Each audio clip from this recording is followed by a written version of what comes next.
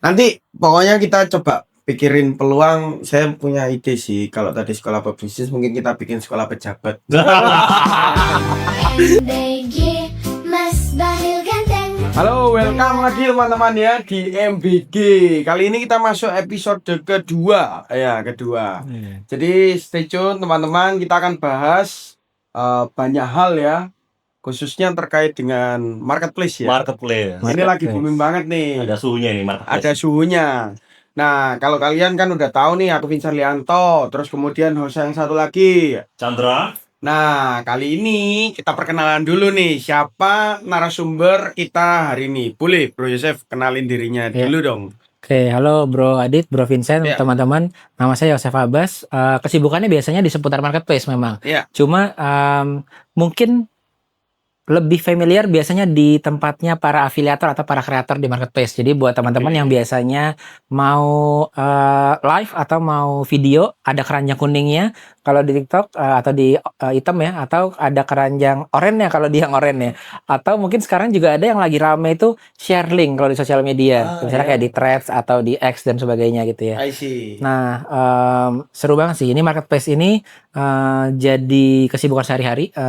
Terutama kalau ke seller itu kita biasanya bantu seller untuk masuk ke para afiliator kolaborasi gitu. Tapi kita melihat dari keadaan yang ini ya, overview-nya yang terjadi di Indonesia gitu ya. Banyak yang kadang-kadang bikin kita jadi mikir kembali gitu dan harus berstrategi lagi, terutama di tahun 2026 menjelang 2027 lah sebenarnya ya. Nanti Kita bahas kurang lebih detailnya nanti kita ya. akan bahas detailnya. Jadi juragan keranjang nih kok. Jangan. Ini soalnya kok Vincent kayaknya kena Bro Yosef nih kayak jadi kalem, tangannya jadi gini. Waduh. Padahal biasanya wah, Biasanya gini. auranya aduh jangan beda kok. Iya. Sungkan kayaknya nih. Kita comeback ya. Oke. Jadi kalau kita bicara marketplace nih ya. Sekarang kan lagi gonjang-ganjing nih. Kasarannya gitu kan. Kenapa gonjang-ganjing? Banyak isu. Yang pertama katanya ada potongan pajak otomatis nih ya kan buat seller online di marketplace. Terus kemudian ada yang bilang seller online yang perorangan harus punya NIP ya kan. Terus kemudian ada lagi yang bilang kalau potongan komisi ya atau fee marketplace-nya wah kok kesannya tambah menggila.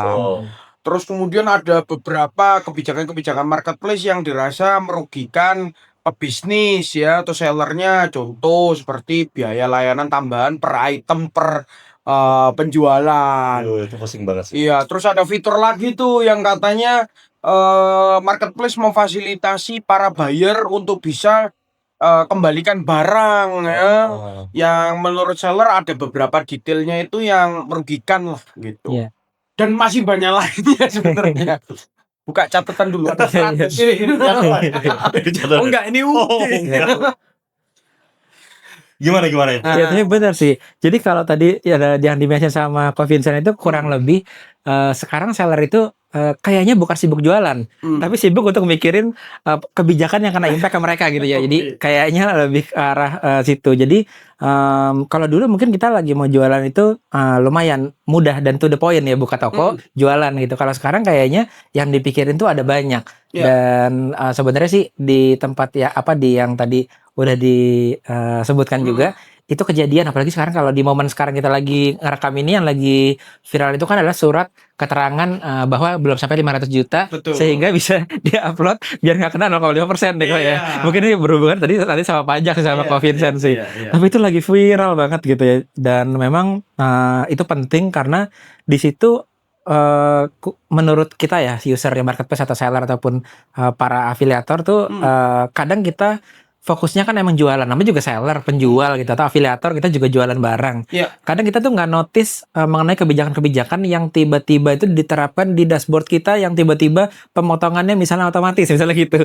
Setelah udah dipotong masuk ke dalam rekening, baru kita kaget biasanya. Loh ini kok aku terimanya segini gitu biasanya kan kok ya. Jadi mungkin yang bikin seller online ya di marketplace itu pada kelimpungan karena sometimes kebijakan yang diterapkan di marketplace itu bisa seketika sekaligus penerapannya, mungkin itu ya. Walaupun mungkin ada pemberitahuan, tapi mungkin tadi ya nggak notice, sekarang udah sibuk operasional dan lain sebagainya. Tapi emang ada pemberitahuan, bukannya tiba-tiba aja ya? ini kalau melihat dari POV keseluruhannya sebenarnya sih kalau kita ngelihatnya intensinya tuh sebenarnya baik ya. Kayak misalnya Oke. si apa namanya?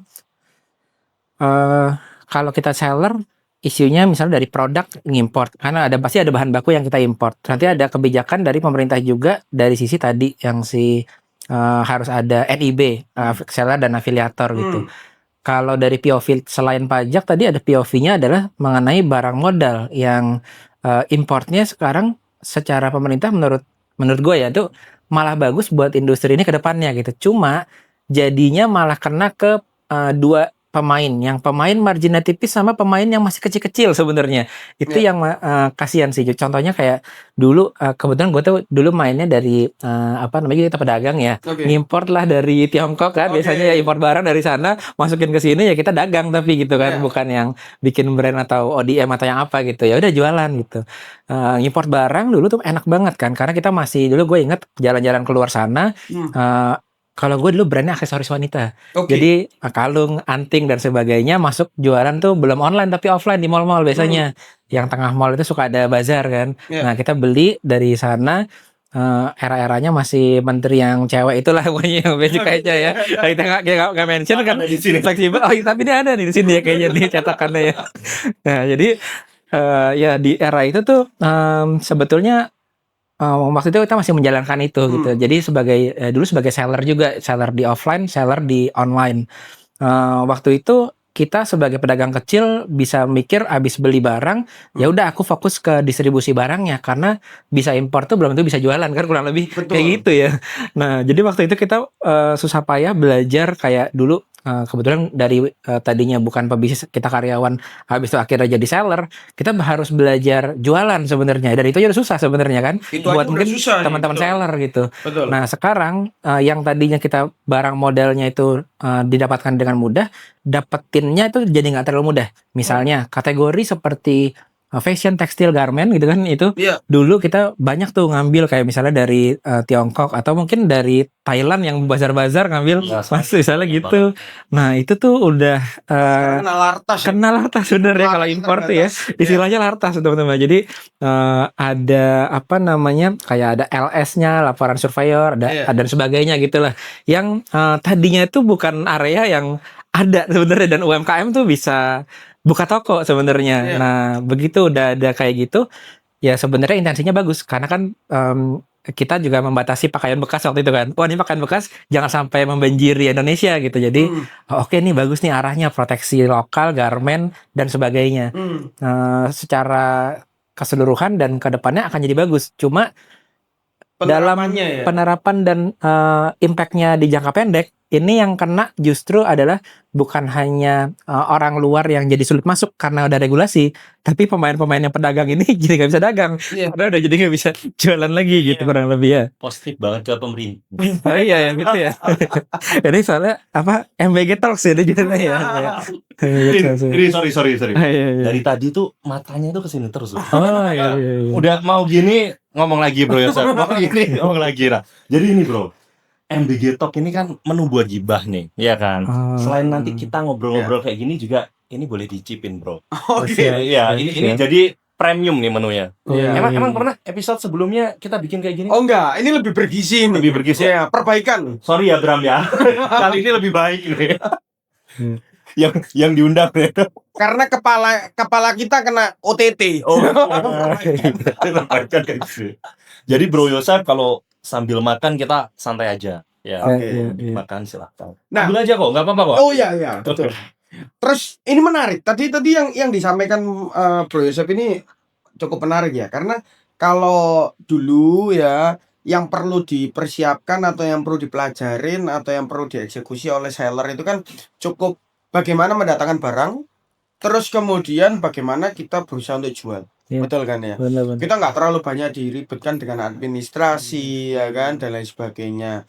Cuman sekarang mulai mengarah ke online seiring berjalannya waktu. Yang dulunya konvensional itu kita hanya belajar cara datangkan barang dan jual, harusnya kan mengarah ke online itu justru menambah kemudahan dengan jangkauan buyer yang lebih besar kan, yang lebih luas. Tapi ternyata Sekarang nyatanya lebih ribet. Ya, ribetnya kenapa? Bukan karena di awal itu benar-benar sudah ribet sampai dengan sekarang, tapi sekarang tambah lama jadi tambah ribet.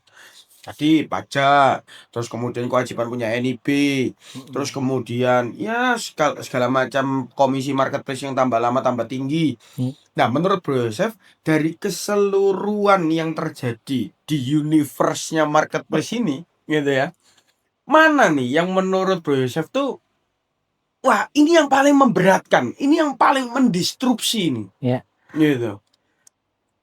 Kalau buat dia soalnya rezekinya nambah, Bro. Iya benar ya. Kalau sellernya banyak problem, jadi Iya. pajaknya malah Makanya tambah. pasarnya ayam. Iya benar juga ya. Waduh. Ya, gimana, Bro? Sebenarnya benar sih, gue setuju tadi yang Bro Vincent bilang. Kalau datangnya satu persatu mungkin kita bisa solve satu persatu problemnya. Cuma ini kayak gue bilang gempa bumi marketplace gitu. Jadi kayak datang terus semuanya datang bersamaan gitu kan. Ya. Jadi kita kayak sedikit linglung dikit gitu, butuh pegangan gitu ya. Tapi jangan khawatir karena di MBG Talks ini nanti akan ketemu pegangannya lah kurang lebih ya. Nah, iya kanan kiri ya. Antara ketemu pegangan atau setruk kan? Iya itu. Gimana? Jadi kalau gue lihat sebenarnya tadi lihat dari sisi dapatkan barang, kita sekarang ada seller yang transformasi malah jadi afiliator. Oke. Karena barang-barangnya dia tadi kenal lartas tadi, akhirnya daripada gue susah, mendingan gue jadi afiliator aja, jual barang yang udah ada distribusinya. Side effect-nya sebenarnya adalah market share yang tadinya ada di pedagang-pedagang itu bisa pindah ke brand yang sudah besar, misalnya gitu. Iya. Karena itu tetap harus ada yang serving the market untuk jualan kan sebenarnya. Betul. Cuma akhirnya dia jadi afiliator. Nah, jadi dia akan jualin si brandnya milik orang lain, dan itu pun juga terjadi efeknya di kebijakan lain selain dari barang masuk, tapi juga tokonya berjalan. Mungkin kan kemarin sempat pengen ada penerapan pajak lebih ketat di marketplace itu supaya online offline nih kurang lebih sama lah, balance ya, setara ya, kelakuan. Ya udahlah kita terapkan juga ada NIB dan sebagainya yang bukan cuma ke seller, tapi gue yang mengurus afiliator dan kreator pun harus juga kan register ya. Kok nggak takut ya jadi afiliatornya? Kenapa tuh? Oh beda ya. Beda, afiliator itu ya. Beda. Iya. Lanjut gimana? Ya, jadi ya dengan ada tadi pemotongan itu sebenarnya juga membuat yang margin kecil juga jadi sebenarnya harus menyesuaikan atau pivot aja sih. Isu utamanya pasti terlalu halus sih bahasanya. Iya bener ya. Tambah mati. Tambah mati ya bener ya. Karena isunya kan biasanya saran-sarannya adalah coba hitung lagi harga jualnya gitu. Tapi kalau udah marginnya tipis, dihitung sampai kapan juga nggak masuk gitu maksudnya ya. Jadi mau gimana lagi? Tinggal pindah ke afiliator apa pindahnya ke niche lain yang lebih punya margin yang lebih oke. Properti ya akhirnya ya bener juga tapi ya. Rumah via marketplace ya. Oh iya loh. Boleh ya. Habis ini kita main nanti ya. TikToknya itu lagi rame, tapi bener ya di TikTok itu live-nya sekarang yang rame tuh live yang marketplace itu ada villa, jualnya villa, terus ada properti. Kalau Con aku ikut dong. Ya kita buktiin dulu. Iya benar-benar. Iya. Nah, terus kalau kita bicara ya ini kan yang kasihan itu kan sebenarnya seller-seller kecil kan. Ya. Yang punya margin tipis atau mungkin baru mulai kayak gitu kan. Nah, menurut Bro Yosef sendiri kira-kira kondisinya ini harus diapakan? Contohnya gini deh. Misal nih, regulasi itu kan keluar dulu dari pemerintah pasti. Barulah nanti marketplace itu dia eksekutor untuk diteruskan kepada seller online, betul kan? Iya. Ya contoh tadi larangan terbatas, ya kan? Terus kemudian kewajiban memiliki NIB atau nomor induk berusaha, ya kan? Itu kan semuanya regulasi dari pemerintah yang semata-mata tujuannya untuk rapi administrasi, semata-mata pengawasan, ya kan? Walaupun kelihatannya kayak nggak punya mata gitu kan. punya mata nggak punya hati. Nah, menurut Bro Yosef idealnya tuh penerapannya harusnya seperti apa sih? Karena kan ada ketimpangan. Iya benar-benar. Di marketplace ini ada yang modalnya udah punya 5 triliun dia langsung main di situ, ya kan? Mau diajar kebijakannya kayak gimana pun ya tetap hidup nih orang kayak gitu kan. Kalau nggak ada solusi nggak apa-apa sih. Mungkin waktunya pindah. Mungkin kalau nggak ada solusi antara kita pindah atau mungkin kabinetnya harus dirombak. Iya. Nah, menurut Bro Yosep harusnya penerapannya gimana? Iya. Hmm. Tapi itu setuju sih. Kata-kata apa, penerapan ya, itu implementasi ya. Karena rencana-rencananya emang bagus. Dan tadi saat semuanya datangnya itu bersamaan, yang puyeng itu bukan cuma sellernya. Bahkan marketplace aja bingung gitu, kayak gue harus menerapkan yang mana dulu ya ke ekosistem gue, si seller atau si afiliator ya gitu. Iya. Kayak barang terbatas, dia harus tahu barang-barang apa aja. Misalnya ada problem haki kan di marketplace kemarin. Iya. Satu, masuk di sana. Kedua, satu sisi lagi masalah potong pajak. Kemarin pemotongan itu jadi isu karena yang viral juga kemarin adalah motongnya dari harga jual kan kemarin kan. Iya. Yaitu pajaknya dari offset kan. Kita kan bingung ya, kayak beli di toko offline mungkin masih bisa kayak motongnya dari situ, tapi kalau di marketplace ini kan ada multi stakeholder atau multi pihak lah yang dalam satu harga jual itu. Iya. Satu harga jual turunannya adalah kita bayar logistik, bayar lagi fee platform. Sedangkan potongnya kemarin begitu diterapin pertama langsung lah diterapin dari harga jual. Banyak lah teman-teman pada komplain di sosial media lah ya kemarin itu. Itu semua marketplace warna apapun, oranye, hijau. Kemarin itu 4 penagihnya sih ada 4. Jadi Kan ada yang baru. Iya, tapi yang ditunjuk sama pemerintah kan baru 4. Kalau yang warnanya putih merah, gitu ya. Itu mungkin Kopdes dong. Enggak. Kalau Kopdes enggak lah. Enggak masuk hitungan program yang baik maksudnya. mungkin itu bakalan jadi membalancekan antara offline dan online. tapi ada juga loh Jadi loh, narasi apa 8.000 bro sebulan. itu bisa jadi loh. Tapi kita harus bisa renang dulu ya kan. Mau beli itu harus bisa renang soalnya di dekatnya lautan. Iya. Tembak-tembakan. Betul. Oke. Gak kemakan bro. Lurus kan. Dia imannya kuat nih. Tapi mana dari narasi emang mau buat itu platform UMKM buat marketplace kan. Ini kita yang buat sendiri aja gitu kan. Tapi sebenarnya udah narasinya udah lama, cuma kayaknya solusi tapi itu belum tentu bisa jadi solusi karena regulasi itu nggak bisa jadi pemain kan. Bukannya dari dulu ada? Ada, cuma saat si regulator turun jadi eksekutor kan, kayak kita aja kan pembagiannya kan 3 kan. Iya. Ada eksekutif, legislatif gitu kan. Itu kan 3 yang berbeda gitu. Tapi ini kalau kita regulator mau main jadi marketplace juga, nah ini nggak bisa sebenarnya kan. Itu udah aneh itu sebenarnya. Nah jadi sebenarnya ya mungkin itulah alasannya tidak diteruskan. Jadi itu sebenarnya langkah yang bagus ya buat pemerintah ya. Gitu maksudnya ya. Yang bagus. Iya, betul ya. Nah, Ada langkah yang bagus yang harusnya diambil, nggak diambil. Yang nggak bagus-bagus yang diambil. kayak kemarin contohnya si yang platform hitam itu kan mau ada ceritanya jualan sendiri Project S ya kalau nggak salah dulu tuh rame. Jadi dia ada platformnya sendiri, nanti dia cetak produk sendiri dijual di platformnya sendiri gitu. Jadi yang punya platform main sendiri gitu. Kan itu sebenarnya emang kita hindari kan, monopoli benar. Jadi ya tadi sih oke sih. Kok di putih merah mulai Iya benar juga ya. mulai. Iya benar sih betul. Nggak usah ditahan kok, sampein aja ya. Di mulut lagi ada makanan nih, mau ngeluarin berat nih kayaknya. Bimbang antara yang keluar ini kata-kata atau makanannya yang keluar. Tapi mungkin itu emang solusi untuk bisa bikin balance gak sih kira-kira? Iya, ya saat diterapkannya paralel, marketplace juga jadi bingung dan mesti milih kayaknya ya marketplace itu sekarang. Kayak tadi, ini sih berangsur-angsur mereka sebenarnya evaluasi kalau yang kita lihat, karena kan dari misalnya gue di MCN ya, maksudnya MCN itu adalah talent management kreator-kreator di Shopee, TikTok, Lazada, dan juga di Blibli juga. Jadi kita biasanya memang cukup dekat sama pihak marketplace-nya sendiri. Kayak misalnya kemarin habis campaign Ramadan, nanti sebentar lagi mau masuk 8899 itu kan udah masuk tanggal kembar yang makin lama makin memuncak ya, Ramadan sampai Harbolnas gitu. Nah itu kita tuh rajin datang ke kantor masing-masing platform. Kayak ini rencana kita dari MCN mau ngapain dan sebagainya gitu. Sempat lihat di Instagramnya juga. Iya, jadi mau nggak mau kan kita mengalami keresahan, mungkin beberapa teman-teman tuh nggak bisa nanya. Tapi karena kita resah, kebetulan ada channel, tanya langsung aja gitu ibaratnya kan. Jadi perpanjangan tangan juga kan buat teman-teman yang lain. Iya benar, kita juga bertanya ke mereka gitu nih, gimana nanti teman-teman yang lain tuh arahnya mau kemana sih seller, yang afiliator nih nanti mau diarahkan kemana gitu. Jadi keresahan itu sebenarnya kita juga kayak nyampein juga dari yang biasanya kita dengar dari teman-teman seller ataupun affiliate sih sebenarnya gitu. Dan pas waktu kita nyampein tadi contohnya yang pemotongan itu sebelum keluar solusinya, kita sudah sempat nyampein kayak ke platform nih kok kayak gini-gini agak aneh karena nggak masuk akal. Misalnya kayak pemotongan dari harga jual, sedangkan di dalamnya ada potongan fee marketplace, kan enak ya, berarti fee marketplace dibayarin sama si seller gitu kan. Motongnya dari situ, termasuk logistik gitu. Jadi akhirnya oh iya bener juga ya kan, si marketplace akhirnya mikir lagi, dia ubah lagi regulasinya, sekarang udah skemanya motongnya dari dinamis lah, tergantung dari pemotongannya si seller gitu. Jadi Iya banget loh, mau mikirin orang banyak. Iya, benar. Sementara yang harusnya mikirin orang banyak, mikirin diri sendiri. Siapa tuh?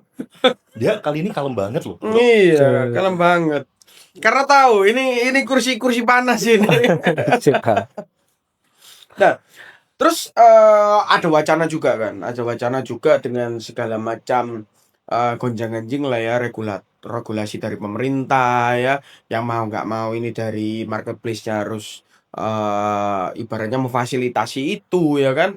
Terus kemudian juga ada tekanan dari sisi marketplace-nya kepada seller di biaya layanannya semakin lama semakin tinggi. Banyak potongan gitu. Betul. Nah, ada wacana tuh bahkan banyak seller yang satu bikin campaign, atau bukan campaign ya, lebih ke pernyataan ataupun gerakan sosial yang besar. Udahlah balik offline lagi kayak gitu. Ada yang bilang udahlah kita bikin website sendiri Wah, gitu ya. Itu banyak banget sih. Betul. Iya, banyak banget. Nah, terus kemudian ya kalau kita bicaranya ini dari segi negatifnya ya, kalau diriku, tapi nanti coba dikonfirmasi juga. Misal nih, udahlah balik offline semua, sellernya pada gitu semua nih ya. Terus kemudian ada yang bilang, udahlah bikin website sendiri. Berarti marketplace ini ditinggal dong. Nah, sedangkan marketplace ini kan satu wadah yang berapa banyak ya isinya ya, pegawainya.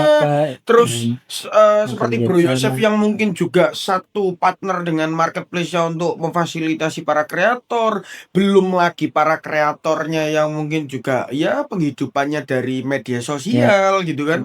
Nah, hal-hal seperti itu kan justru jadi dampaknya negatif ya. Iya.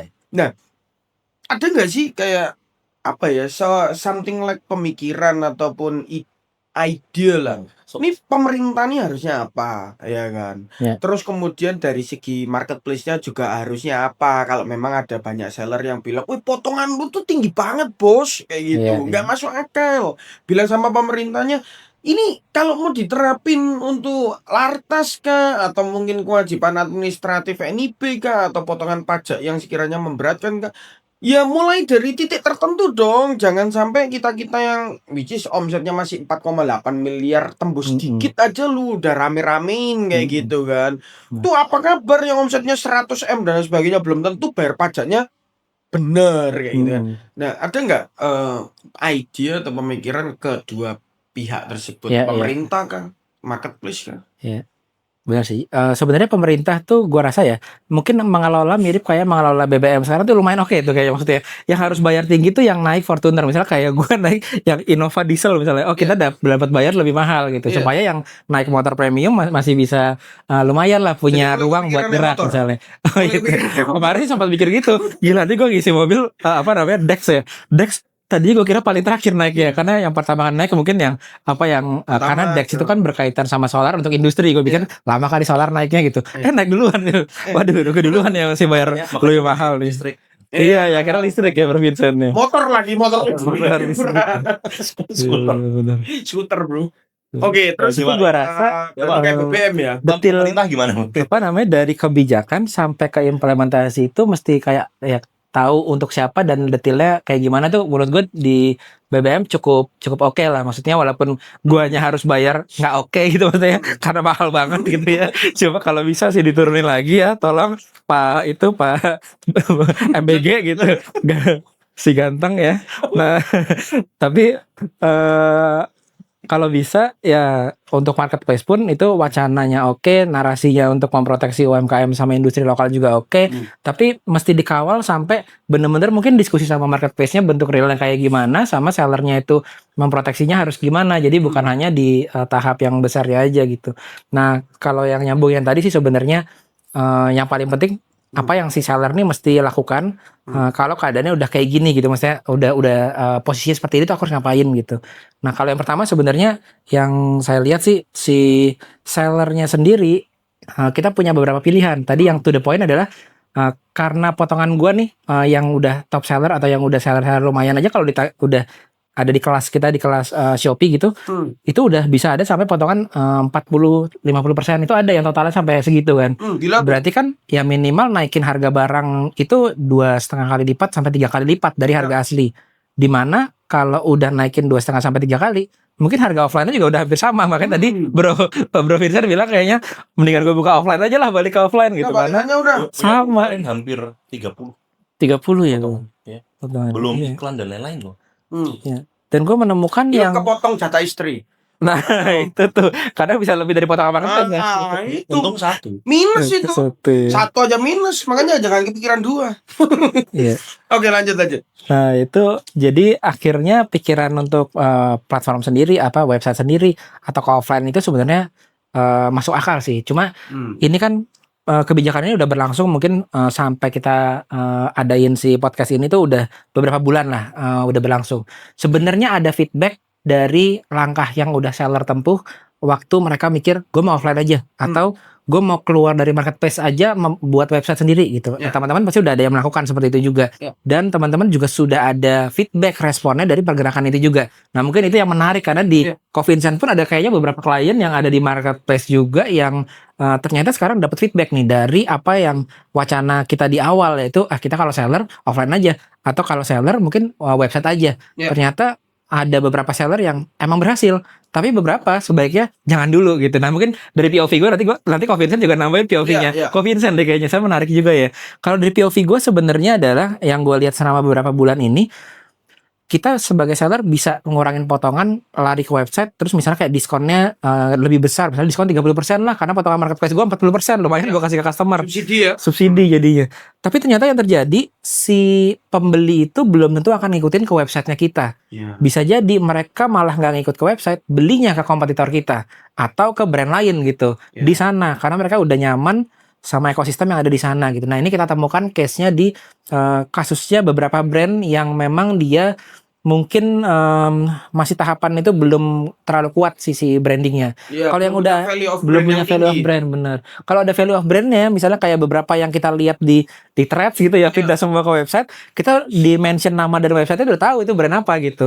Cuma kalau teman-teman brandnya belum segitu gitu, saya sarankan sebenarnya yang cukup berhasil mungkin juga bukan kanan banget, bukan kiri banget, tapi kombinasi sebenarnya. Ini beberapa brand kita lihat berhasil, yaitu tetap ngejalanin iklan misalnya di marketplace atau dari Instagram ke marketplace. Kemarin tuh iklan Sipas lah ya kita ngomong, jadi Sipas ke marketplace.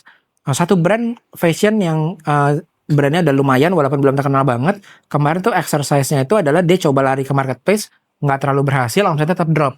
Terus begitu kita testing lagi, yang terjadi itu adalah tetap mereka running si Sipasnya dari sosial media ke Shopee ataupun ke Sipas ke TikTok, dan tetap di running juga ads di platformnya, tapi nanti di funnel ke web sendiri gitu. Mungkin nanti next transaction-nya atau apa. Tapi jangan tiba-tiba lepas dari marketplace ya terus habis itu nggak ngiklan juga, tiba-tiba organik aja. Itu sambil dites ukur, belum tentu brand kita itu sama kayak brand-brand yang kita lihat di threads yang berhasil untuk masuk ke ini. Mungkin dari Covincent gimana? Ada faktor non ads lah ya, which is itu value of brand yang harus jadi pertimbangan kita juga dalam mengambil keputusan kita mau mulai meninggalkan MP ya kan, beralih ke website sendiri atau mau tetap jalan paralel dulu sambil merintis dan lain sebagainya kan. Tapi kalau misalkan nih brandnya bagus, ya kan, akhirnya kan orang-orang beli di e-commerce sendiri gitu kan, atau di website sendiri. Nanti pajaknya digedein di website sendiri gimana? Iya bener kok, katanya website sendiri juga dikenain pajak katanya ya. Betul. Gimana betul. Jadi ya pada dasarnya kalau kita punya penghasilan di Indonesia ya kita pasti bayar pajak. Karena moto Indonesia itu adalah di mana bumi dipijak, di situ kita dipajak. Oh gitu. Ya, kan? Ya, ada yang lebih ekstrim, di situ kita dipalak. Nah, tapi kita pakai bahasa yang lebih sederhana aja. Udah gedein toko gedein sendiri ya. Ya, dari nol. Konsultan bisnis. Konsultan pajak. Nah, cuman ya kembali lagi kalau ini berdasarkan POV ku ya. Tapi aku juga bukan pelaku, tapi aku lebih ke konsultan pelakunya kan. Ya sekarang yang terjadi adalah mereka jalannya paralel sih. Kenapa? Karena ibaratnya ya kembali lagi, walaupun marketplace itu memberikan kita resource of income yang lumayan, apalagi kalau kita lihat periode honeymoon kita beberapa waktu yang lalu ya kan, ya tidak ada yang abadi di dunia ini kan gitu. Ibaratnya ya tetap kita harus mulai pintar-pintarnya kita cari resource of income yang lain atau place resource of income yang lain gitu kan. Nggak bisa kita gandeng atau kita ibaratnya fanatik lah dengan satu marketplace saja atau hanya di dunia marketplace saja gitu kan. Ya kayak gitu, kayak kita nggak boleh fanatik sama inilah. Harus sambil dievaluasi lagi, lihat Iya. apakah benar gitu sesuai gitu ya. Betul. Marketplace maksudnya lo ya, ini janji marketplace dengan apa yang dilakukan gitu ya. Iya. Ini udah mau Enggak, cuman itu kalau POV ku ya kan. Karena kembali lagi pada saat kita mempertimbangkan antara nggak mau ribet administrasi, nggak mau ribet dengan regulasi, tapi di sisi lain kita harus mengorbankan potensi penerimaan kita, itu juga dilema kan. Yes. Jadi lebih baik ya kita cari jalan tengahnya, sembari administrasinya kita penuhin, sembari kita juga melakukan searching place of income yang baru dan sebagainya gitu. Cuman itu kalau aku ya Aku calon menteri apa? keuangan. Kalau Menteri Keuangan. Nah, cuman dari Pak Adit sendiri kan dirimu nih. Ya. Dari tadi kan belum sharing nih ya kan. Yes. Maksudnya belum sharing. Emang nggak mau sharing? Oh, jangan dong. Jangan dong. Tapi cocok emang jadi menteri sih emang ya. Iya cocok. Iya, soalnya sekarang tuh ada yang kurang. Menteri Keuangan ada, tapi UMKM ada. Tapi tuh harusnya ada yang mikirin keuangan dan UMKM gitu ya. Oh, Jadi ya, jadi harus nyambung gitu loh. Nggak nyambung. Nggak nyambung kayaknya ya, bener sih. Iya. Nggak nyambung katanya. Gak nyambung lah. Nah, kalau dari Kwadit nih, misalnya, kalau Bro Yosef kan lebih ke fasilitator para kreator yang mendukung performa seller di marketplace. Kalau diriku backgroundnya kan lebih ke konsultan para seller ya kan, which is dari segi keuangan maupun perpajakannya dan bisnisnya. Kalau dirimu itu kan nyata-nyatanya adalah sellernya atau pelaku bisnisnya juga kan, iya, which is bener-bener. kan. Dirimu mungkin boleh share nih, selama beberapa waktu terakhir ini apa yang dirimu jual di marketplace, terus performanya gimana? Dari sini kita bisa simpulkan nih, kira-kira kita mau kasih masukannya kemana nih, ke siapa gitu. Nah, mungkin boleh, Pak Adit. Kata-kata kotor gitu ya. Oh, bukan. Bukan. Iya. Wah, jadi sebenarnya ya benar sih. Saya sebagai pelaku gitu ya, saya sama tim tuh sebagai pelaku berat banget sih, bro. Kita menggunakan strategi live juga, terus habis itu kita spend money untuk ads tuh gede banget kayak gitu. Dan juga kebijakan potongan-potongan kemarin tuh bagi kita kayak kita beneran bukan dicekik loh, digorok loh bahkan. Gitu. Ya kalau mau ngomong ke pemerintah gitu ya, ataupun juga ke marketplace-nya sendiri ya, bagi kita jadi kayak agak dipaksa untuk mau nggak mau bergerak di offline sih jadinya kayak gitu. Jadi dari yang saya jalan juga beberapa belas gitu ya, 12 toko gitu 12 toko ya bro di 12 marketplace. toko, ya, Itu semuanya di satu marketplace Oh, atau enggak. sebar? Berarti Sebar, sebar 12 Iya, itu semuanya. disebar. Jual apa? Jual apa? Jual apa? Ya, kita jualannya lebih kayak ke produk-produk chemical kayak gitu. Ya. Betul ya. Jadi dari situ itu rasanya berat banget sih. Daya orang penyerapan pasar juga nggak sebagus itu gitu kan. Yang awalnya kita juga jualannya B2C tapi ternyata juga aduh berat sih. Iya, Jadinya iya. dari sana ya kita malah hold dulu gitu loh. Menunggu kebijakannya ini benar-benar pro ke kita gitu. Potongannya sampai berapa persen tuh di marketplace? Kemarin hampir 30%. Hampir 30% dari Itu- omset kotor ya? Iya, itu di luar kita ibaratnya kalau misalkan kita iklan gitu ya, itu di luar iklan juga kok. Di luar Iklan. ongkir yang kita subsidi juga gitu ya? Betul, ya. Terus habis itu program kita kemarin sempat juga kejadian kepencet program gitu loh. Nah, itu programnya tinggal Rp1. Waduh, Wah, itu penjualannya laris bener ya. Iya. Orang kalau laris seneng ya. tapi Iya. Rp1 bos. Iya, iya, iya. Itu parah. Tapi itu memang kejadian Iya, bener. banyak kemarin. Nah. Karena tadi selain ada isu pemotongan pajak yang tiba-tiba otomatis itu yang harus kita declare pakai surat tadi, ada program di platform itu yang juga automatically aktif tanpa kita tahu. Kadang-kadang dimasukin lah sama dia ke campaign-campaign yang tadi diskon 1%. Iya, sebenarnya Tapi kondisinya siapa yang nanggung? Seller yang nanggung. sebenarnya kita itu tetap ngeklik sebenarnya. Soalnya waktu kita confirmkan itu memang kita ngeklik. Ya. Tapi ngekliknya itu kayak misal nggak kayak kebijakan yang gampang dibaca tuh Iya, enggak. betul-betul. Bahasanya bahasa hukum. Iya sih. Panjang kali lebar kali tinggi. Iya, bukan bahasa bayi. Oh iya, bukan bahasa janji pejabat. Jadi bener-bener ya keklik kejadian bro. Ya. Itu penjualannya luar biasa bro. Tapi even ada campaign itu yang memang sistemnya itu ini nggak di semua marketplace memang di item kemarin yang kejadian paling sampai banyak orang itu komplain karena dia automatically masuk ke dalam campaign dan kalau mau di turn off gitu dimatikan campaignnya nggak bisa tapi harus kontak ke AM-nya. Di mana AM-nya itu sulit dicariin gitu dan karena banyak seller satu platform itu kan seller pasti banyak banget kan. Mereka dipaksa untuk kalau mau matikan campaign harus kontak AM. Kebayang nggak itu HP-nya AM tuh WhatsApp-nya ada berapa orang yang masuk gitu. Wah, nggak make sense kan. Jadi kayak itu kemarin jadi sumber komplain yang viral juga di online karena ya tadi kita udah susah dari potongan barang juga masuknya susah. Udah gitu campaign tuh dipaksa masuk kayak tadi. Kayak bro kan kaget ya tiba-tiba 1% dihitung-hitung sama potongan-potongan yang lain Bukan malah boncos gitu di satu rupiah ya. Itu. Rp1 begitu dikalkulasi di Google Sheet malah kita boncos gitu kan. Bocor. Itu padahal cuma dari 0001 maksudnya jam 12 malam lebih dikit gitu sampai jam 2 lebih dikit. Jadi hitungannya tuh cuma bentar banget tapi terjualnya ribuan. Waduh, Ya rame kan? hilang dong barang. Itu perampokan bro. Itu benar juga sih ya. Aduh. Itu bukan jualan, dirampok gitu. Jadi sebenarnya mereka itu keluarnya itu tetap ya persennya kecil ya, tapi 10.000 kan kalau yang di kala itu gitu, tapi munculnya di 1%.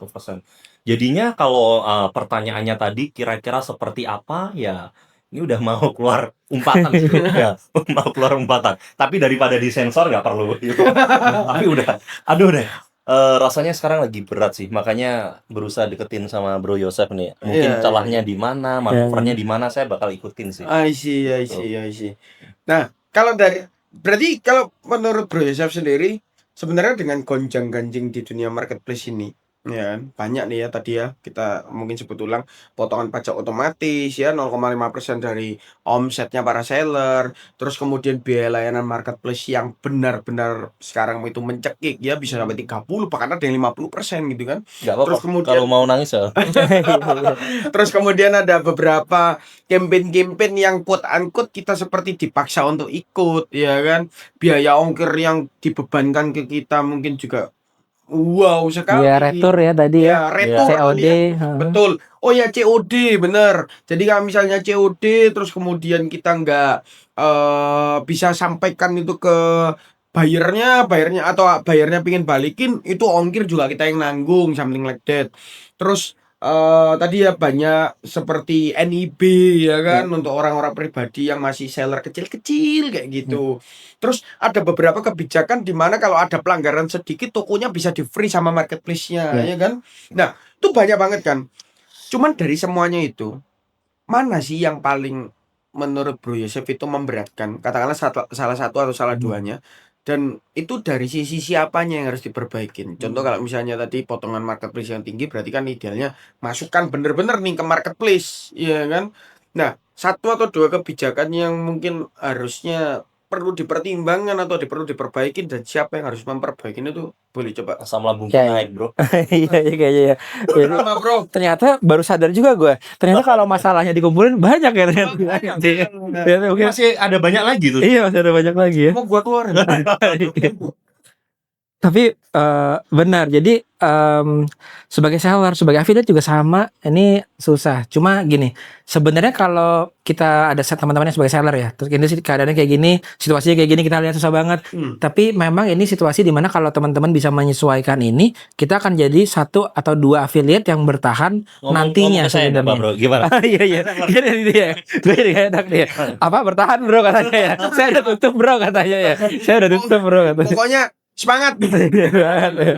Nah, habis itu baru cara bertahannya. Nah, ini Gimana? tipsnya jadi ya betul ya. Oke. Nah, kalau tempatnya memang ternyata tadi sesuaikan dengan ini aku tadi ya daripada Ya, masukin oke. ke marketplace aja aku mendingan konsinyasi di offline. Konsinyasi offline aja 30% mungkin pasti dapat gitu kayak bro tadi arahnya ya. Tutup aja lah marketplace-nya gitu. Nah, mulai lagi nih kalau teman-teman mau mulai usaha atau sedang mau re-strategize lagi mau distrategiin lagi, kita mesti lihatnya satu Belum tentu semua marketplace harus kita masuk. Misal satu itu. Belum Oke. tentu semuanya harus di online juga, bisa jadi ada yang harus di offline juga. Memang itu realitas keadaan sekarang. Nah, waktu kita punya usaha, punya SKU, coba dilihat lagi masing-masing SKU-nya. Kan satu toko itu bisa jadi beberapa kategori niche yang berbeda-beda. Nah, itu kita harus reassess lagi mulai dari kategori plus juga SKU kita nih mainnya di mana cocoknya. Ada SKU yang kuatnya mainnya memang di offline aja, ya nggak usah di onlinein, karena itu memang masuk akalnya masuk ke konsinyasi misalnya. Make Tapi sense. ada yang memang mainnya ini masih oke di online. Cuma jangan langsung masuk ke semuanya juga. Karena kita tahu tiap platform ini kebijakannya beda, potongannya beda, campaign-nya beda, cara untuk nagih tadi misalnya pemotongannya juga beda-beda. Nah, pertama misalnya kalau kita masuknya ke marketplace berarti coba cari kalau aku nggak kuat di potongan yang tadi 30-40, ada marketplace lain yang sekarang tanpa potongan, misalnya ada warnanya kuning atau yang kedua yang udah lama warnanya biru gitu misalnya. Oke. Itu paling tidak dari 4 yang dari pemerintah kan sekarang menunjuk 4 ya pemotong pajak di marketplace. Mereka semua itu artinya dilirik nih sama pemerintah. Namanya udah dikasih pemotong pajak, pemerintah tahu nih pasti besar isinya gitu, makanya disuruh motong kurang lebih gitu. Jadi secara traffic gitu maksudnya buat kita para seller atau afiliator ini menjanjikan nih 4-4-nya, nggak cuma satu, nggak cuma dua sebenarnya. Nah, Menjanjikan sih. ya, menjanjikan tapi ini ya. Nah, nanti abis itu teman-teman lihat lagi, belum tentu yang kita masukin ini yang top 1. Nah, karena mungkin yang top 1 ini tempat-tempatnya memang nanti jadi selektif. Mungkin hanya beberapa saya sih lihatnya mungkin dropshipper masih bisa masuk atau afiliator, tapi untuk sebuah brand yang ingin main di sana yang dia bukan distributor besar ataupun manufacturer mungkin akan susah main di sini. Itulah sebabnya akan banyak toko-toko yang ya at least di periode inilah akan banyak yang berhenti dulu gitu. Nah, bukan berarti berhenti di marketplace ini bisnis teman-teman juga berhenti. Jangan sampai seperti itu. Makanya teman-teman coba assess lagi ke marketplace lainnya. Karena ini beda-beda sebenarnya dari 4 ini. Nah, di yang selanjutnya itu kan ada hitam, ada oranye ya. Nah, di yang si oranye paling enggak di situ kalau yang saya lihat tadi beberapa kasus itu terjadinya justru di yang hitam tuh yang tiba-tiba masuk nyari AM gitu ya. At least kasus-kasus tertentu itu bisa dikurangi di tempat yang satunya lagi. Nah, sambil dicoba dilihat lagi. Mungkin tadi benar sih kalau kita seller mau di marketplace manapun kalau nggak bakar budget buat marketing juga nggak bisa jualan. Kalau misalnya kita jalan organik doang juga nggak bisa jualan. Betul. Tapi dipotong jadi kita bingung juga gimana. Nah, maka cek lagi apakah di yang kedua ini teman-teman masih bisa masuk dan masih bisa main nggak? Ternyata masih kurang, nggak bisa. Oke, berarti turun lagi 1 nih. Masih ada 2 sebenarnya. Ini masih teman-teman bisa lirik karena trafficnya masih besar. Kalau traffic yang nggak besar, omsetnya platform nggak besar, nggak mungkin dia ditagih jadi pemotong pajak, kurang lebih gitu ya. Jadi ini pasti trafficnya gede 2 ini. Nah, makanya banyak sekarang itu kasus yang terjadi itu bukan si seller ini tiba-tiba buat web sendiri yang kasus yang berhasil. Beberapa brand yang udah top of mind mereka lancar langsung kayak gitu. Yang di bawahnya top of mind ada beberapa yang kombinasi strateginya. Jalan masuk Sipas dan ads di platform sambil punya website. Tapi yang di bawahnya lagi biasanya mereka alternatifnya adalah turun marketplace biasanya supaya cari potongan yang lebih kecil, cari program yang masih ada trafficnya, pembelinya lumayan, tapi kita masih bisa hidup. Nah, ibaratnya kayak kita ada di dalam mall, mungkin ada kepala naga ya yang udah di tempat jalan masuk mall. Ada yang di eskalator itu juga rame, naik eskalator ada toko gitu kalau di offline ya.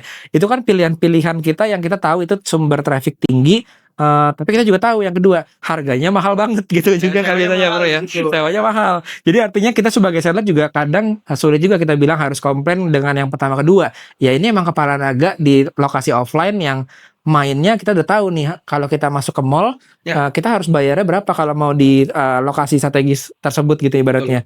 Nah tapi di mall yang sama yang masih rame ada yang posisi agak minggir dikit ya misalnya ya. Jadi juga jangan komplain teman-teman kalau masuk ke marketplace yang kedua dari selanjutnya. Ini udah pasti nggak bakal seramai yang pertama kedua gitu. Tapi kadang-kadang masih ada seller yang suka komplain juga sama afiliator. Tapi ini nggak seramai yang lain. Ya iya pasti. Kalau kita di mall lokasi yang paling strategis ya itu pasti paling mahal bayarnya. Tapi at least teman-teman bisa dapat lokasi di mana usaha kita tuh masih bisa survive sebenarnya. Nah, jadi itulah yang perlu kita akses sekarang terutama buat teman-teman seller sih. Dan punya tempat yang bagus sekalipun dengan harga sewa yang mahal, itu pun juga masih harus dipertimbangkan dengan produk apa yang kita jual gitu kan. Ya, Yes. poin bagus itu sih. Katakanlah orang bilang ini, kalau tempatnya bagus, nggak apa-apa, biaya sewanya mahal. Tapi kan penjualan di tempat bagus itu tinggi sekali, iya kan? Tapi lihat dulu, dirimu jual apa, kan gitu. Kalau jualmu keripik pisang, bro, yang which is nggak ada unique selling point-nya juga, ya kan? Seperti cuma di toko-toko souvenir ataupun toko oleh-oleh yang pinggir-pinggir jalan, marginmu tipis sekali. Ya mampus juga, walaupun trafficnya tinggi, tapi kan marginmu kecil. Tapi kalau marginnya mau dibesarin, orang mikir keripik pisang white label, nggak ada unique selling point, mahal banget. Toh orang juga nggak jadi beli walaupun tempatmu sangat strategis, ya kan. Tapi kalau misalnya produkmu oke, punya unique selling point, service after salesmu itu sudah di mindednya pelanggan, ya kan. Terus kemudian secara packaging dan sebagainya itu something like luxury dan lain-lain, ya boleh ambil tempat yang bagus dengan bayar sewa yang mahal tersebut, karena pasti worth it, ya kan. Oh, kata orang kan biasanya gini, tempat yang tepat menentukan prestasi katanya. Kalau properti ya, location Betul, kalau bilang ya. Nah, cuman masalahnya adalah tempat yang tepat berusaha untuk dapat prestasi, namun dilakukan oleh IQ 78 kurang, ya juga hasilnya buruk. Siapa gitu loh? Iya, betul. Ya, gitu. Ya, Tapi sebenarnya logikanya masuk sih. Kalau misalkan tadi omongannya cuma motivasi gitu ya. ya. Tapi masuk. Oh ya bener juga ya. Arahnya ke sana gitu ya. Kita Betul. harus bermainnya, polanya harus dibawa kemana. Itu emang bener banget sih, sebagai pelaku juga rasanya begitu sih, bro. Jadi kalau yang apa Bro Yosep sampaikan itu kan lebih ke, ya memang sekarang kondisi regulasi dari pemerintah mungkin memberatkan kita. Tekanan dari internal marketplace-nya pun juga menekan kita yang seller, kasarannya Betul. gitu. Tapi bukan berarti kita akan berhenti kan jualan. Which is ya show must go on, life must go on gitu loh. Harus ada penghasilan yang kita upayakan. Sekalipun itu turun, tapi jangan sampai di bawah bare minimum kita turun level ekonomi kan kasarannya gitu. Ataupun kalau misalnya bisa diupayakan naik, ya berarti harus siap dengan segala macam tantangannya. Semakin tinggi pohonnya, semakin kencang anginnya kan gitu. Nah, cuman Bro Yosef mengajarkan ya pokoknya seandainya kita memang harus babak belur, yang penting kita ada di on track yang tepat, ya coba segala macam alternatif supaya kitanya nggak timpang dari segi seller online di dunia universe marketplace ini. Sama kayak misal contoh kita mungkin WNI ya kan capek, wah negaranya kayak gini, kebijakannya nggak jelas, pemerintahnya busuk misal gitu kan ya. Misal. Tapi kan bukan berarti kita ngomel terus kita nggak kerja. Wah sialan, udah gua nggak kerja aja. Percuma gua kerja, kena inflasi, belum ya ISG kayak gini, investasi pun berusaha nyisin 10% gaji tiap bulan juga rontok juga tuh duitnya ya kan. Udah gua nggak kerja sekalian. Ya nggak gitu. Iya kan. Harusnya gimana kok? Harusnya gimana? Yang punya toko ya? Gimana harusnya? Harusnya gimana? Ya, jadi ya itulah alasan Ya, Adit 2029. Nyalon langsung. Itulah alasan Adit 2029. Itulah alasan kenapa saya melanjutkan magister hukum. Oke. Soalnya semua kebijakannya ini, bahasanya ini perlu dipahami dengan baik. Betul. Ya, bagi saya Bro Yosef bisa bilang, oh yang warna ini kebijakannya seperti ini, gara-gara kan teliti mempelajari kan, Bro. Ya, benar. Tapi kita juga perlu berpikir UMKM yang dulunya jualan cireng ya, Benar sih. kayak gitu, yang mungkin baca tulis aja itu juga nggak lancar. Iya. Ya itu banyak loh yang kejadian akhirnya, oh ternyata ada kebijakan inilah itulah gitu. Iya. Ya. Makanya bagi saya gitu ya, saya berusaha untuk belajar.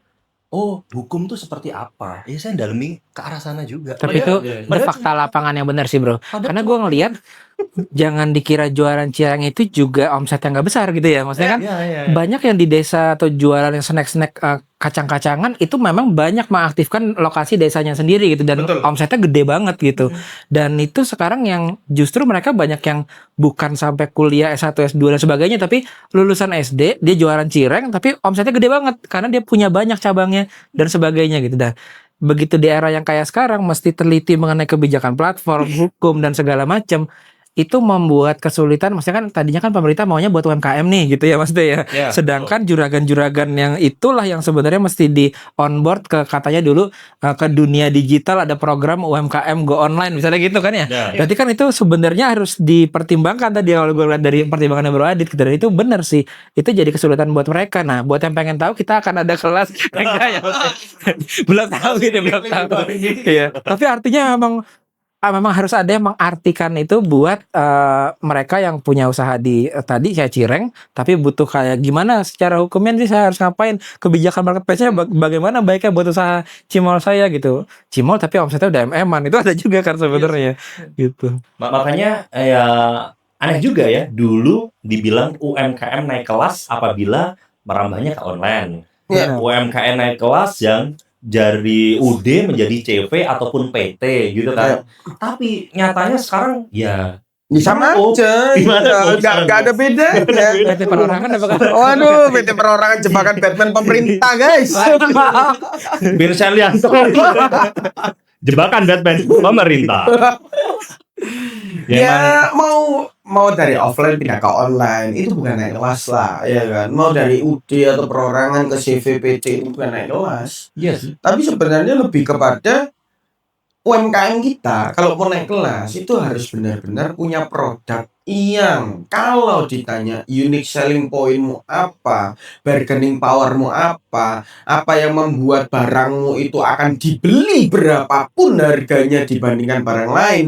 Itulah yang membuat atau bisa didefinisikan UMKM itu naik kelas, iya kan. Jadi bukan semata-mata punya kacang digoreng, disangrai, kacang goreng di packaging jual. Nah bedanya apa? Oh ternyata setelah ditanya, misal nih ada yang naik kelas nih, kacangmu bedanya apa? Oh kalau makan kacang saya Pak, mukanya jerawatan, besok mulus Pak. Misal gitu, ya kan. Berarti kan ada unique selling point tertentu. Coba deh tanyain kalau minum jus ayamnya Kevin Selianto, kira-kira gimana? Kira-kira bakalan dapat kasih sayang saya. belum nggak ada launching, belum ada launching ya. Bagian apa? Bagian dada. bagian bayar pajak. Nah, unique selling point-nya apa? Nanti saya konsultasi ke Bro Yosef gitu ya. Karena beliau pakarnya. Cuman intinya adalah kalau UMKM-nya mau naik kelas, berarti dia harus punya produk atau jasa yang bisa membedakan dia dengan pelaku yang lain, ya kan. Ibaratnya dia nggak akan ada di kondisi perang harga. Kalau nggak ada kondisi perang harga, maka kondisi marketplace dengan potongan ataupun biaya berapapun, pajaknya bagaimanapun tetap punya ruang fleksibilitas untuk tetap expand atau survive, ya kan. Karena sebenarnya permasalahan utamanya kena komisi marketplace, kena potongan pajak otomatis dan lain sebagainya yang membuat semua rakyat itu rame ribut. Itu karena margin mereka tuh tipis. Benar. Iya kan. Nah tapi untuk margin tipis nih teman-teman sebenarnya sekarang misalnya nggak punya budget buat ads dan sebagainya, justru itu bisa pakai afiliator. Karena affiliate ini kan bedanya dia bayar di belakang. Betul. Maksudnya dia udah bantu kita jualan, nanti baru kita bayar. Kalau ads berdasarkan kan performa ya kalau afiliator ya. Tapi kan harus ngirim barang. Ya Sampel lah. Tapi kan modalnya tipis. Gitu ya, modal tipis ya. Iya sih. Kalau gitu nggak usah usaha ya. Ya memang. Ini kalau nggak jadi affiliate aja guys. Kalau nggak punya modal nggak usah usaha. Yosef Abbas. Tapi memang berat sih. Iya, tapi memang modalnya tipis sih. Walaupun kita pakai afiliator ya, kita memang harus keluar biaya. Tapi ya selama kita menganalisis afiliator mana yang sekiranya akan klik dengan produk jasanya kita, ya why not kita coba. Tapi kalau nggak bisa pun, nah itu jadi afiliator aja enak, dia turun dari sana jadi affiliate. Jadi intinya kalau yang punya modal tipis jadi afiliator. Jadi kalau tadi naik kelas, kalau ini Oh, iya. Pindah kelas. Pindah kelas. Oh ya pindah kelas, betul, pindah kelas. Ya, Iya, iya, kayak iya. KBLI aja ya. Iya, Saling pindah-pindah kelas. benar. Benar, ya. Tapi sekalipun dirimu ada di posisi sebagai seller yang modalnya tipis, nggak bisa nge-ads pun, ya kan. Pasti diriku menjamin lebih tipis kepercayaanmu pada pemerintah. Tak pikir tadi pasti kamu tetap bayar pajak. Oke. Ngaco ini. Nah, ini kemarin gue baru ini nih. Apa tuh? Nama buku affiliate. Nah, ini Wah. oleh-oleh sebenarnya buat Wah, thank you. Ini kalau berani tidak dapat ya. Wah, Nah, ini sebenarnya Mantap. melengkapi isu yang sekarang tadi. Banyak Iya. yang marginnya tipis, potongannya makin besar, biaya marketingnya biar hemat kayak gimana? Kerjasama sama affiliate. Oke. Nah, di 4 platform tadi itu sebenarnya semuanya ada afiliator. Cuma kita tahu afiliator itu cuma ada di yang warna hitam doang. Misalnya aku sering lihat orang live. Ternyata enggak. Sekarang di Threads ada afiliator, di Instagram ada afiliator, I see. share link di X ada afiliator, bahkan ada di marketplace lain yang warna biru, afiliator itu kebanyakan ibu-ibu di grup WhatsApp, misalnya share link misalnya, itu juga banyak. Nah, Oh, cuma oke. seller itu nggak tahu gimana caranya dia punya produk bagus kayak UMKM tadi, udah ada kacangnya gitu ya. Iya. Cuma dia nggak tahu orang-orang siapa yang bisa bantu dia buat jualin barangnya gitu ya. Oke. Nah, itu bedanya sih. Kalau dulu kita usaha sendiri, jualan sendiri. Sekarang udah ada yang ngebantu teman-teman jualan, yaitu ya tadi seller yang modelku tipis, aku jadi afiliator aja misalnya kayak gitu tadi satu. Atau teman-teman sekarang yang aku fokusnya di produksi aja. Nanti aku akan fokus kolaborasi sama afiliator. Nah, sebenarnya di buku ini tuh diceritakan sebenarnya kalau mau kolaborasi sama afiliator itu gimana caranya. Terus nyarinya kayak gimana. Terus juga termasuk nanti ngelolanya gimana. Karena ngelola afiliator di hitam, di oranye, di yang lainnya di ungu ya. Ya. Lazada juga ada affiliate-nya, dan yang ada di Threads di Instagram juga ada affiliate-nya. Itu gimana cara nemuinnya, gimana cara dapatinnya supaya mereka bisa, kalau dulu tuh rekrut reseller lah ya. Ya. Gitu. Nah, Ya. sekarang rekrut resellernya berganti, rekrut afiliator. Nah, jadi ini sebenarnya bukunya buat teman-teman seller. Makanya namanya pasukan afiliator. cocok. Nah, ini cocok nih teman-teman ya. Jadi buat teman-teman yang mau dapetin buku ini gampang, caranya gimana? Kalian lihat di kolom deskripsinya ada video link ini. nanti. Ya, Nanti, kita share. nanti jangan sampai kolom deskripsinya Covincent Oh, loh. jangan. Buka kok, buka. Oh, iya. Soalnya kalau nggak dibuka, dijual lagi soalnya. Iya, bener juga ya. Buka loh. Satu doang soalnya nggak seberapa. Ntar minta satu kontainer. Siap. Jadi afiliator kan. Oke. Tapi menarik ya. Ini Iya. Jadi kalau Bro Yosem ini berarti lebih gini teman-teman. Ini kalau aku boleh sedikit merangkum dalam satu atau dua kalimat gitu ya. Intinya dengan segala macam pertimbangan kita untuk menyerah, terus kemudian peraturan tak perpajakan, regulasi pemerintah ataupun dari internalnya marketplace yang kesannya komisinya luar biasa besar dan lain-lain ya. Ya, yang bisa kita lakukan sekarang adalah maksimalis, ya kan? Aliran maksimalis. Kita maksimalkan berbagai macam channel penjualan kita coba, ya kan? Seandainya ada channel penjualan yang sudah kita coba pun ternyata kalau mungkin kita baca buku ini nanti kita ketahuan ternyata kita belum maksimal juga, ya kan? Dan beberapa pertimbangan-pertimbangan lain itu kita intinya harus maksimalis. Ya, nunjuk ke aku aja nggak apa-apa kok. Maksimalis. Tak tutup 12 sudah. Jangan ditutup 12. Ditutup satu aja. Nanti dari situ satunya kasih aku. Tapi emang bener sih setelah Ya. nutup ya ngobrol sama Bro Yosef tuh jadi tercerahkan sih Iya. gitu. Ya. Terketuk ya. Terketuk. Kopinya belum datang.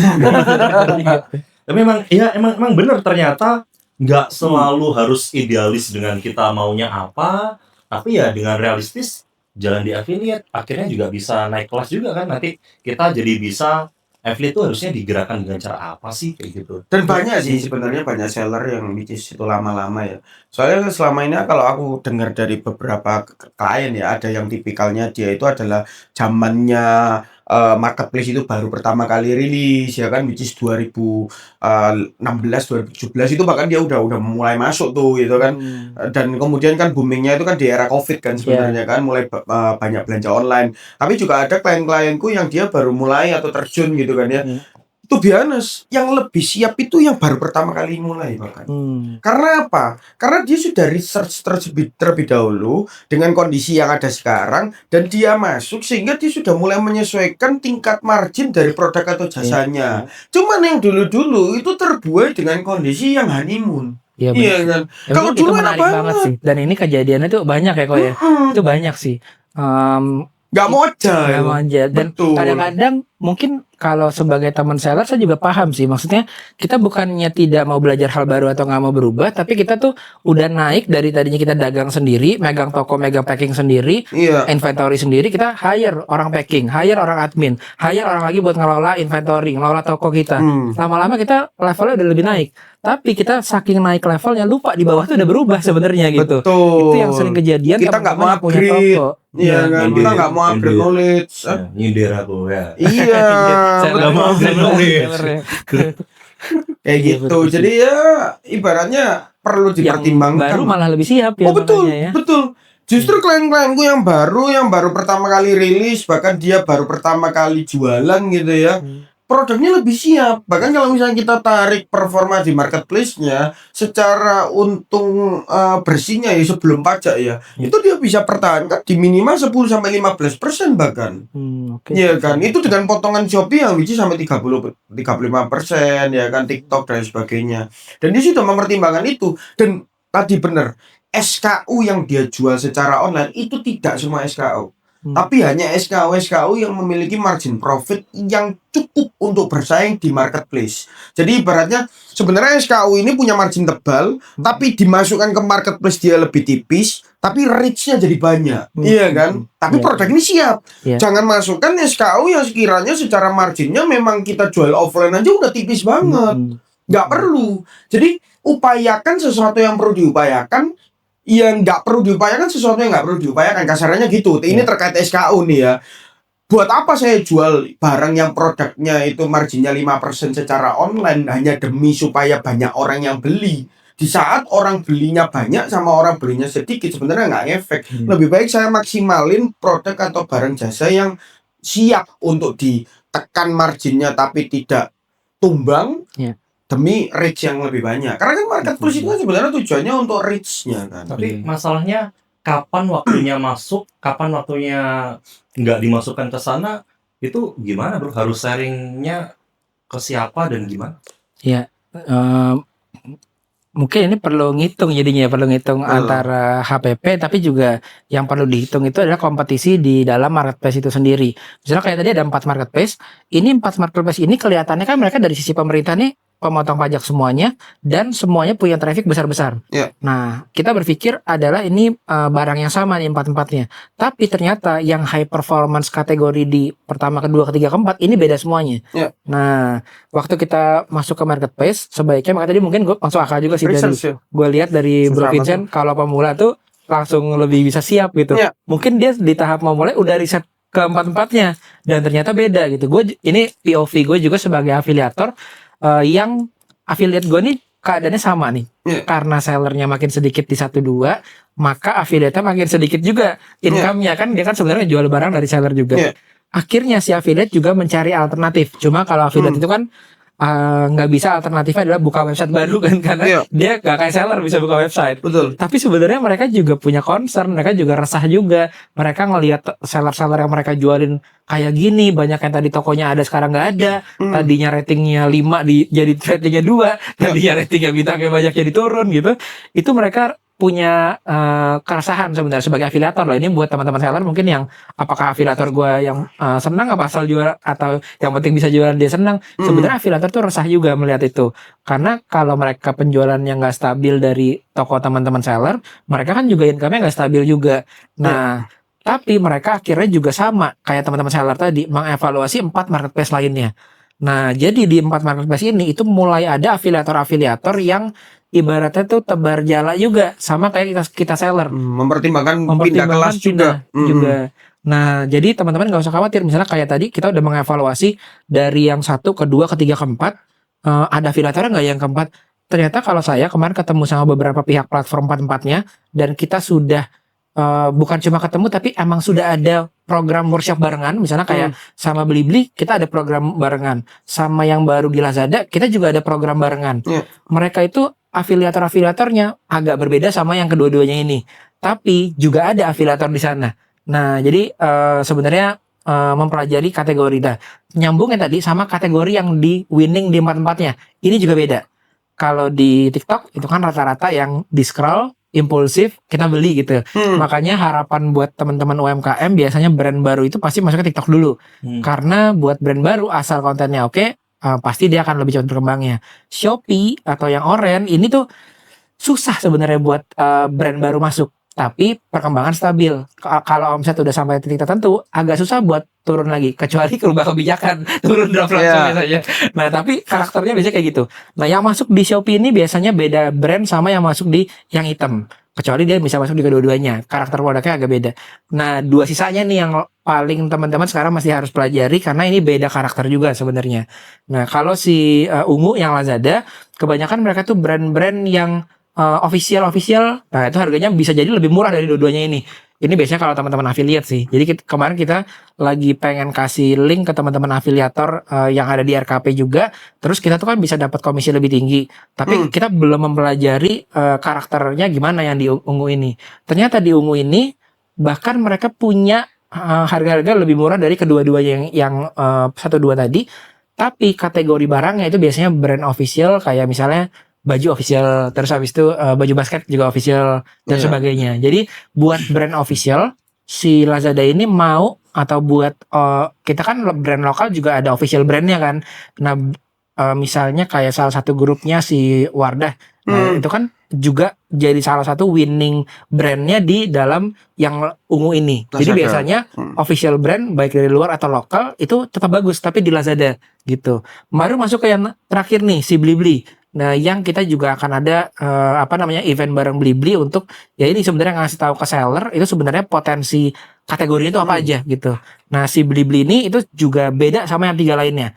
Yang ini itu justru bagusnya di elektronik, kuat banget sama di furniture yang medium ke atas. Misalnya kalau kita properti ada home living furniture, dia medium atasnya kuat karena dia satu grup dengan juga ada beberapa brand kayak Dekor Rumah, satu grupnya dia. Nah, jadi dia punya fulfillment yang kuat buat furniture. Kedua juga punya fulfillment kuat buat fresh grocery. Makanya dia ada Rams Market misalnya. Nah, jadi kalau teman-teman jual di area-area yang itu, ini kuat banget dan pasarnya ada karena audiensnya udah ada di sana. Ya tinggal kita melengkapi. Misalnya tadi Dekor Rumah dia mainnya segmen ini, gue main segmen ini ya gitu. Masuklah ke sana gitu ibaratnya ya. Nah, di sini teman-teman risetnya dilakukan, nanti baru kita menentukan lah mau strategi perangnya gimana di dalamnya gitu. Sorry ya. Ini hebat banget loh ya. Pintu tak buka ya kan. Terus habis itu bilang kapan nih waktunya masuk kemana dan lain sebagainya. Di pikiranku ya. Makanya join kelasku, sharing sama aku. Pikiranku kayak gitu. Enggak dong. Enggak, beda. Kalau ini memang niatnya sharing ilmu Bro Yosef ini. Iya sih. Gitu. Berkelas sih makanya. Berkelas. Yang nggak berkelas yang ada di jajaran sana. Yang digantikan AI.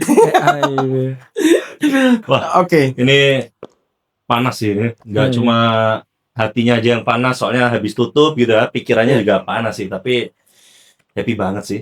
Nah, terus buat teman-teman berarti kalau ada yang ingin belajar lebih dalam ya kan, ingin kepoin apa yang di sharing Bro Yosef. Nah, bisa kemana? Instagramnya apa? Mungkin punya buku kelas, boleh. Ke Instagram aja @yosef_abbas atau nanti biasa kita kan ada workshop Shopee Marketplace, atau yang gratis juga ada yang Blibli tuh eventnya free juga, karena kita emang pengen kasih harapan baru buat teman-teman seller bahwa ini ada sesuatu loh yang bisa kita lakukan, yang bisa kita gerakan di saat yang momennya seperti ini gitu. Jadi yang Blibli itu benar-benar free. Kita bahkan kalau yang join itu kita akan kasih beberapa tuh bisa jadi official store langsung di Blibli gitu. Jadi itu kolaborasi sebenarnya untuk membantu teman-teman yang lagi kesulitan. Nah, kalau tadi juga buku juga ada. Ya. Buku itu sebenarnya kita ada workshop namanya affiliate. Jadi gimana cara teman-teman kerjasama sama afiliator. Nanti cek aja di @yosef_abbas di Instagram ataupun di TikTok. Nah, jangan lupa follow karena Bro Yosef selalu bagikan konten-konten terkait dengan dunia marketplace, bisnis, penjualan online dan lain-lain sebagainya ya, Kayaknya Bro ya. ada sekolah pebisnis. Oh iya, @sekolah pebisnis itu juga biasa ada media juga teman-teman. Biasanya memang pelatihannya di @sekolah pebisnis. Makanya kita penasaran sebenarnya mau ngundang ngobrol-ngobrol sama dua orang di sebelah saya ini. Udah pernah seputar diundang pajak sebenarnya. Dulu pernah diundang kan? Bro Adit sempat undang waktu Iya. waktu ini ya Good Kills ya. Good Kills. Itu waktu Oke. pandemi itu inspiratif banget. Terus sekarang ya kayaknya gantian kayaknya nanti kita ngundang Ko Vincent lah ya buat Boleh. bahas pajak berarti gantian ya. Boleh. Buat teman-teman seller karena kita needs-nya di seller kan bro sama Siap. affiliates ya. Oke. Nanti pokoknya kita coba pikirin peluang. Saya punya ide sih. Kalau tadi sekolah pebisnis mungkin kita bikin sekolah pejabat. Oke, mungkin itu dulu ya dari kita. Thank you teman-teman buat yang sudah menyaksikan MBG episode kedua bersama Bro Yosef, aku Vincent Lianto dan Aditya Chandra. pamit undur diri. Nantikan episode berikutnya di MBG. Bye bye. MBG